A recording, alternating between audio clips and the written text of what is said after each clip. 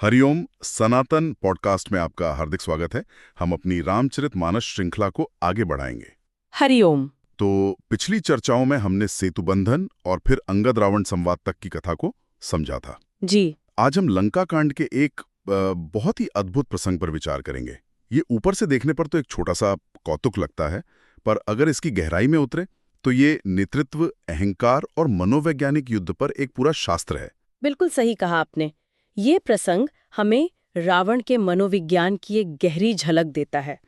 मतलब एक ओर जहां शत्रु आपके दरवाजे पर खड़ा हो, युद्ध बस शुरू होने ही वाला हो, हाँ। वहीं दूसरी ओर लंका का राजा अपने ऐश्वर्य और भोग विलास में डूबा हुआ है। ये जो मानसिक स्थिति है, ये अहंकार से उपजा अंधापन, यही इस प्रसंग का केंद्र बिंदु है। तो कथा का आरंभ होता है जब रात्रि का समय है। भगवान श्री राम सुबेल पर्वत के शिखर पर अपने विश्वस्त साथियों के साथ विराजमान हैं। जी, सुग्रीव, विभीषण, जामवंत, हनुमान जी सब साथ हैं। और वहां से वे लंका की ओर देखते हैं और उन्हें दक्षिण दिशा में एक बड़ा ही विचित्र दृश्य दिखाई देता है। हाँ, और जो उन्हें दिखाई देता है वो इसका वर्णन तुरंत एक निष्कर्ष के रूप में नहीं करते। वे अपने भक्त और अब अपने साथी विभीषण की ओर मुड़ते हैं और उनसे पूछते हैं। ये प्रभु की लीला का एक अद्भुत पक्ष है। अच्छा। जी, वो चाहते तो एक पल में सब कुछ जान लेते, पर वे विभीषण को सम्मान देते हैं, उन्हें चर्चा में शामिल करते हैं। जी, तो गोस्वामी जी लिखते हैं, देखाऊ विभीषण दक्षिण आसा, घन घमंड दामनी बिलासा। वाह। मधुर मधुर गरजई घन घोरा, होय वृष्टि जनि उपल कठोरा। कितना सुंदर और स्वाभाविक वर्णन है। प्रभु कह रहे हैं, हे विभीषण, दक्षिण दिशा की ओर तो देखो, कैसे बादल घुमड़ रहे हैं और उनमें बिजली चमक रही है। और ये जो भयानक बादल है, ये बहुत ही मीठे और धीमे स्वर में गरज भी रहा है। इसे देखकर मेरे मन में एक आशंका हो रही है कि कहीं कठोर ओलों की वर्षा न हो जाए। एक मिनट, यहाँ रुकते हैं। ये बात थोड़ी सोचने वाली है। श्री राम तो स्वयं परमेश्वर हैं, सर्वज्ञ हैं। जी। प्रकृति के सारे तत्व जिनके अधीन हैं, वो एक साधारण मनुष्य की तरह बादलों को देखकर ओलों की वर्षा की आशंका क्यों जता रहे हैं? क्या ये सिर्फ विभीषण का मान बढ़ाने की लीला थी, या इसका कोई और गहरा रणनीतिक अर्थ भी हो सकता है? आपका प्रश्न बहुत महत्वपूर्ण है और यही इस प्रसंग की पहली परत को खोलता है। निसंदेह यह प्रभु की नरलीला का एक उत्कृष्ट उदाहरण है। नरलीला। हाँ, जहां वे स्वयं को एक आदर्श मनुष्य के रूप में प्रस्तुत करते हैं, पर इसका एक गहरा रणनीतिक पक्ष भी है। विभीषण ने अपना सब कुछ त्याग कर धर्म का पक्ष लिया है। सही बात है। तो प्रभु उनसे प्रश्न पूछकर उन्हें लंका के विशेषज्ञ के रूप में स्थापित कर रहे हैं। वो पूरी वानर सेना और अपने सहयोगियों के सामने विभीषण के ज्ञान और उनके महत्व को प्रमाणित कर रहे हैं।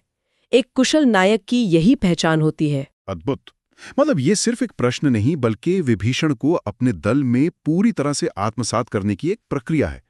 तो प्रभु के इस प्रश्न को सुनकर विभीषण क्या उत्तर देते हैं? विभीषण तो तुरंत उस दृश्य के पीछे का सच समझ जाते हैं।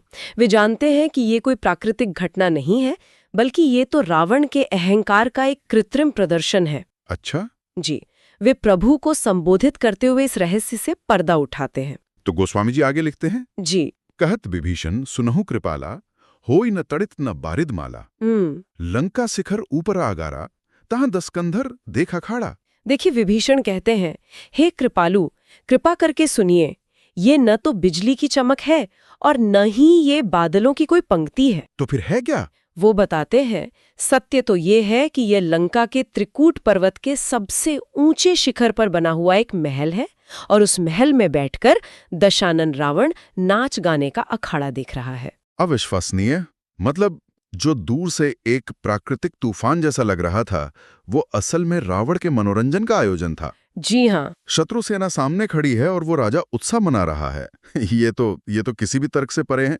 ये अहंकार की कौन सी अवस्था है? ये अहंकार की वो अवस्था है जिसे हम रणनीतिक अंधापन कह सकते हैं। रणनीतिक अंधापन। हाँ, रावण को अपनी भौगोलिक सुरक्षा, अपनी सोने की अभेद्य नगरी और अपनी राक्षस सेना पर इतना अटूट विश्वास है कि वो श्रीराम की वानर सेना को एक गंभीर खतरा मानने से ही इनकार कर रहा है। उसकी नजर में ये युद्ध एक छोटी मोटी झड़प से ज्यादा कुछ नहीं है, जिसे वो जब चाहेगा कुचल देगा। इसीलिए वो इतना निश्चिंत होकर भोगविलास में डूबा है। तो फिर वो बादल, वो बिजली और वो गर्जना क्या थी? विभीषण इसका भी खुलासा करते हैं। हाँ, अगली चौपाई में वे एक एक करके इन सभी उपमाओं का रहस्य खोलते हैं। ये तुलसीदास जी की काव्य प्रतिभा का भी अद्भुत उदाहरण है। छत्र मेध डंबर सिरधारी, सोए जनु जलद घटा अतिकारी। मंदोदरी श्रवण ताटंका, सोई प्रभु जनु दामिनी दमंका। यहाँ तो उपमाओं का बहुत ही सुंदर प्रयोग है। जी। विभीषण समझाते हैं कि रावण ने अपने सिर पर जो मेघडंबर छत्र धारण कर रखा है, मेघडंबर मतलब बादलों के समूह जैसा, बिल्कुल बादलों के डंबर जैसा विशाल, श्याम और भव्य छत्र, वही आपको दूर से बादलों की काली घटा जैसा लग रहा है। अच्छा, और बिजली की चमक? और वो जो बिजली की चमक दिखाई दे रही है, वो असल में महारानी मंदोदरी के कानों में पहने हुए विशाल कर्ण फूल यानी ताटंक हैं। अरे वाह! वो इतने बड़े और रत्न जड़ित थे कि जब वे मंदोदरी के हिलने से कांपते थे तो उनकी चमक मीलों दूर तक जाती थी और ऐसा लगता था मानो आकाश में बिजली कौंध रही हो। आप कल्पना कीजिए उस वैभव की और उस अहंकार की जो इस वैभव से पैदा हुआ था। बिल्कुल। और वो मधुर गर्जना जिसे सुनकर प्रभु ने ओलों की आशंका व्यक्त की थी, उसका क्या रहस्य था? उसका रहस्य अगले चौपाई में खुलता है और वो तो और भी ज्यादा चौंकाने वाला है। बाजहीं ताल मृदंग अनूपा, सोई रव मधुर सुनहु सुर भूपा। प्रभु मुस्कान समूझि अभिमाना, चाप चढ़ाई बान संधाना। विभीषण कहते हैं, हे देवताओं के स्वामी, सुनिए, वहां कोई मेघ नहीं गरज रहा है, बल्कि वहां तो अनुपम ताल और मृदंग जैसे वाद्य यंत्र बज रहे हैं। अच्छा, तो वो संगीत की ध्वनि थी? जी, उन वाद्यों से जो मधुर ध्वनि पैदा हो रही है, वही आपको मेघों के मधुर गर्जन के समान सुनाई दे रही है। आप पूरी स्थिति को एक साथ देखिए। हाँ। जिसे प्रभु ने प्राकृतिक आपदा का संकेत समझा, वो असल में रावण के राजसी भोग का संगीत था। रावण के अहंकार की इस पराकाष्ठा को समझकर प्रभु श्री राम को क्रोध नहीं आया, वो केवल मुस्कुराए। प्रभु का ये मुस्कुराना, ये अपने आप में बहुत गहरा है। इसमें क्रोध नहीं है, कोई गर्जना नहीं, सिर्फ एक शांत मुस्कान। इस मुस्कान में क्या क्या भाव छुपे हो सकते हैं? इस एक मुस्कान में अनेक भाव हैं। इसमें रावण की मूर्खता पर एक तरह का उपहास है। इसमें उस पर करुणा भी है कि काल जिसके सिर पर नाच रहा है वो कितना अज्ञानी है। और सबसे बढ़कर इस मुस्कान में एक निश्चय है, एक संकल्प है कि इस अहंकार का नाश अब निश्चित है। तूफान से पहले की शांति। बिल्कुल। और फिर बिना एक भी शब्द कहे वे अपना धनुष उठाते हैं और उस पर बाण का संधान करते हैं। ये मौन क्रिया किसी भी घोषणा से कहीं ज्यादा शक्तिशाली है। और उस एक बाण से प्रभु ने जो कौतुक किया वो अद्भुत था। वो रावण को दी गई पहली और शायद अंतिम मौन चेतावनी थी। जी। गोस्वामी जी इस पूरी घटना को एक दोहे में समेट देते हैं, जो इस प्रसंग का सार है। छत्र मुकुट ताटंक तब, हते एक ही बाण, सबके देखत मही परे, मर्मनुकू जान। एक ही बाण से प्रभु ने रावण के छत्र, उसके मस्तक पर सजे 10 मुकुट और मंदोदरी के कानों के कर्णफूल, इन तीनों को एक साथ भेद दिया। जी। वे सबके सब भरी सभा में पृथ्वी पर आ गिरे, पर इसका रहस्य, इसका मर्म किसी को समझ नहीं आया। किसी ने न बाण को आते देखा, न किसी को यह पता चला कि यह हुआ कैसे। अब आप उस सभा के दृश्य की कल्पना कीजिए।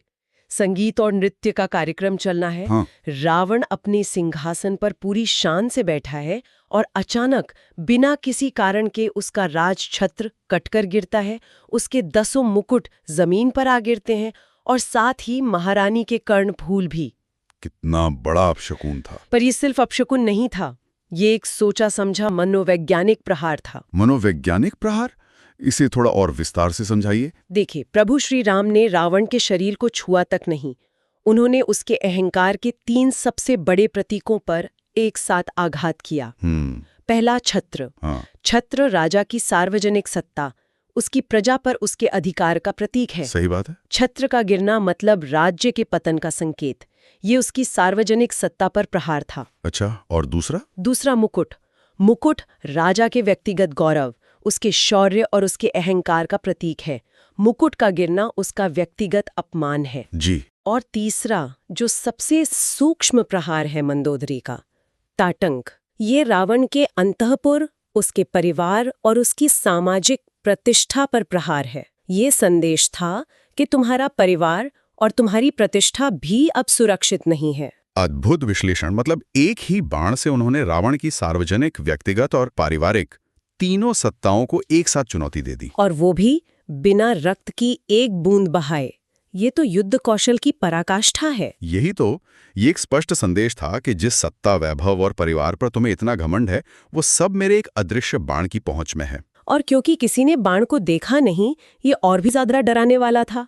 एक अदृश्य शत्रु जो जब चाहे तुम्हारे सबसे सुरक्षित स्थान पर भी तुम्हें अपमानित कर सकता है। इस चमत्कार को करने के बाद उस दिव्य बाण का क्या हुआ? अगला दोहा बताता है कि प्रभु की शक्ति कितनी सहज है। अस कौतुक करी राम सर, प्रभिसेउ आई निशंग। रावण सभा ससंग सब, देखी महारस भंग। ऐसा आश्चर्यजनक काम करके श्री राम का बाण वापस आकर उनके तर्कस में, मतलब निशंग में, वैसे ही प्रवेश कर गया जैसे कुछ हुआ ही न हो। और यहाँ सुबेल पर्वत पर सब कुछ शांत था। प्रभु ने अपना धनुष नीचे रखा और केवल विभीषण ही इस पूरी लीला के साक्षी बने। और उधर लंका में क्या हुआ? महारसभंग। महारसभंग मतलब उनके पूरे उत्सव का उनके रंग में भंग पड़ गया। बिल्कुल। जो भोग और उल्लास का माहौल था, वो एक ही पल में भय और आशंका में बदल गया। सभा सशंक, सब रावण समेत पूरी सभा गहरी आशंका और भय से भर गई। सब एक दूसरे का मुंह देख रहे थे कि ये क्या हो गया, ये कैसा दैवीय प्रकोप है। तो ये प्रभु की ओर से रावण को भेजा गया एक मौन निमंत्रण था, या तो सुधर जाओ या फिर विनाश के लिए तैयार हो जाओ। बिल्कुल, ये केवल एक भौतिक घटना नहीं थी, ये रावण के मन में भय का बीज बोने की क्रिया थी। अब रावण भीतर से हिल गया था। उसके मन में ये शंका पैदा हो गई थी कि कोई ऐसी शक्ति है जो अदृश्य है पर उस तक पहुंच सकती है, कि अहंकार के प्रतीकों को ध्वस्त करने की क्षमता रखता था। और जब ईश्वर चेतावनी देते हैं तो वो जरूरी नहीं कि शब्दों में हो, वो एक संकेत के रूप में, एक अप्रत्याशित घटना के रूप में भी आ सकती है जो हमारे अहंकार के प्रतीकों पर प्रहार करती है। चाहे वो हमारा पद हो, हमारा धन हो या हमारा सम्मान। बिल्कुल। तो विचार करने योग्य प्रश्न ये है कि क्या हम अपने जीवन में ईश्वर द्वारा भेजे गए ऐसे मौन संकेतों और चेतावनियों को समझ पाते हैं, या उन्हें केवल एक संयोग मानकर अनदेखा कर देते हैं, जैसा कि रावण ने किया और अंततः अपने पूरे कुल सहित विनाश को प्राप्त हुआ। तो हमें आशा है कि आपको हमारी आज की चर्चा पसंद आई होगी। सनातन धर्म से संबंधित ऐसी ही और चर्चाओं के लिए हमारे चैनल को अवश्य सदस्यता लें। धन्यवाद। जय श्री राम। जय श्री राम।